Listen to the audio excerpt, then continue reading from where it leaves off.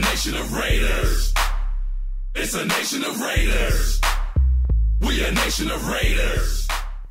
Hello viewers, and welcome to another edition of InBounds with the Oakland Raiders. I'm Mario Bobino, and today we have Keon Hatcher, an unrestricted free agent out of University of Arkansas. Thanks for joining us today. I appreciate it, man. Thanks for having me. Okay, you're originally from Oklahoma, but you was signed as an unrestricted free agent in May, I believe. Mm-hmm. How did that go about happening? Because when you came out of the University in Arkansas, you ended up leaving there as the fourth on their list as far as touchdowns are concerned. So how did that end up happening? I'm not sure. I thought I was going to get my shot, to get drafted, have my name called, but, it didn't happen that way. So after that, Oakland called me and told me, they wanted to pick me up. I mean, it's just a blessing to be here. And at the end of the day, when you get to camp, you got to prove yourself. So regardless if you're drafted or, undrafted free agent, you got to go out there and prove that you're worthy and you're supposed to be here. Now, you have a very interesting story because you're probably like, well, Hatcher, it's like, well, he's on the practice squad, but I'm pretty sure they're going to reactivate him shortly in weeks to come. So being on the practice squad, what exactly is your responsibilities? Because I know at the game you're always on the sideline, but you're not suited up. So what's the responsibility of a practice player? The responsibility of a practice player, Wednesdays and Thursdays are, basically your game days. You got to come out there and, give the starters the look that they need, from the offense or the defense, of the head week. And, just give them the best look, man, and try to get them prepared for Sunday. Now, when you didn't get the call to get drafted, and you was like, okay, so the Raiders called you up for a tryout, what was your mindset coming out here to Oakland? Like, man, I got to really prove myself. What was that process like? I was kind of hurt. I can't lie, because I thought I was gonna get drafted. But when it finally happened, I knew I wasn't getting drafted, and I got the call. I was just like, you got to go out and work everybody like you've been doing. You've always been overlooked, and that's never stopped you. So just keep your chin down, keep your chin tucked, and keep working. Now let's take it back to when you was at college, University of Arkansas, and coming out of high school, you kicked up major dust, which we'll talk about in a minute. But when you was up there, you had impressive numbers at the University of Arkansas, but they're not really a throwing school. So how did you end up there? Because in high school, which we're going to talk about, you kicked up major numbers. How did you end up at Arkansas? Well, when I was getting recruited by Arkansas, Bobby Petrino was there. They had a very pass-happy offense, spread offense, and he had ended up getting fired the semester before I got there. And, I stuck to my commitment, stay with Arkansas there in the SEC. Felt like if I go, make big plays out there, I'd have a good chance at the NFL. So we brought in Coach B, and he's a run-heavy offense. And, I mean, at first I was a little skeptical about it. As a receiver, you want the ball, but I mean, it helped my game all around, being able, with the pro-style offense and me getting in there and being able to, learn how to block and be physical. So that helped me out a lot. Okay, now you got recruited out of Owasso, right? Owasso High School out of Oklahoma, and you was the fourth-rated receiver coming out of Oklahoma at that particular time. You ended up having 100 catches your senior year, 75 catches your junior year, highly recruited.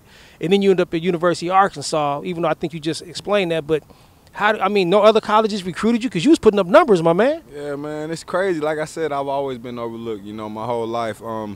I was a 4-star, but I only had 2 offers coming out of high school, Arkansas and Oklahoma State.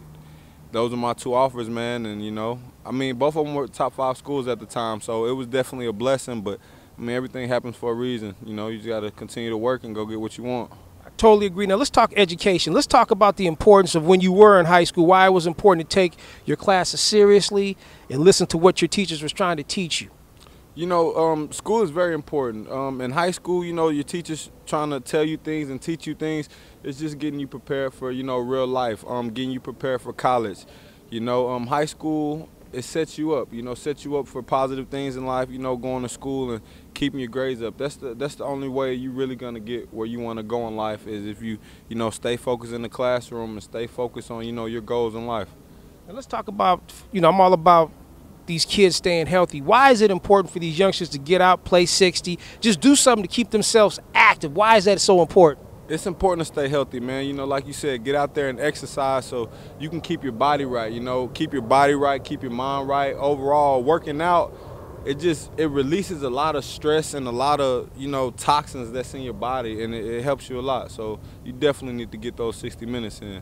Now, in addition to that, some of our inner city kids, they ain't got the proper, they don't eat the right things sometimes. Can you give our viewing audience, like, what type of meals they should eat so therefore when they do work out, they're not dehydrated or they're not feeling really low? Make sure you get your fruits in and your vegetables, your proteins like chicken, beef, stuff like that, steak and things like that, man. And just really just focus on it and look into what you're taking into your body. Now, you play receiver. Can you give any tips to receivers, defensive backs, because basketball players, baseball players, because you got to use your hands. So can you give any advice on how could you get your hands better? Any type of tips? Repetition, man. Catching the ball as a receiver, running routes, everything that you do is all about repetition. The more reps you get at it, the better you'll get. It's a saying like the 10,000-hour rules. You put 10,000 hours into something, you're expert of it. So just put the time in, put the effort into it, and what you want, it'll come. And what about like catching a tennis ball or trying to catch a football at night? Do you ever do any things like that? Yeah, you got a whole bunch of different catches. Like you said, catching the tennis ball, the jugs machine, catching the ball types of different ways, man. Just trying to create different ways that it could be a possibility in the game, for you to catch a low ball or one that's behind you or something like that. So you just got to, like I said, keep getting the reps, the repetition, and it'll come. Well, Keon, I don't want to take up too much more of your time, but I like to leave my viewing audience with words of wisdom. Can you leave my viewing audience with something that they can be inspired by this interview? You're a practice squad player. You will be in the big leagues eventually, but they like to hold on to whatever you pro athletes say. And I think your story is very interesting. And like I said, you kicked up numbers in high school and in college, so you definitely are here. So can you leave my viewing audience with some words of wisdom? Man, believe in God, have faith, and just continue to work, and you'll be where you want to be. Well, Keon, you're a stand-up guy. I appreciate you for taking time out to let us do this interview. And once again, I'm Mario Bobino. This has been another edition of InBounds with the Oakland Raiders, and we'll see you guys next week.